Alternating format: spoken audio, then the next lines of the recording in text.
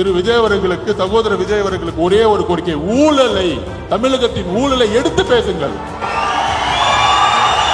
வேங்க வயல் பிரச்சனை இன்றைக்கு வரைக்கும் தீர்க்க முடியாததற்கான காரணம் என்ன? ஜாதியின் அடிப்படையில் தேர்ந்தெடுக்கப்பட்ட ஒரு எம்எல்ஏ, ஒரு அமைச்சர், இதுதான் காரணம். 25% தான் இருக்கு உங்களுக்கு. 25% வச்சுக்கிட்டு எப்படி நீங்க ஒரு பெரிய கட்சி சொல்ல முடியும்? தமிழ்நாட்டில் கூட்டணி ஆட்சியை உருவாக்க வேண்டும். தமிழகத்தில் நானும் நிறைய படிச்சுட்டேன். எல்லோரும் சமன் சொல்றதான் திராவிடம், வேற ஒண்ணும் கிடையாது.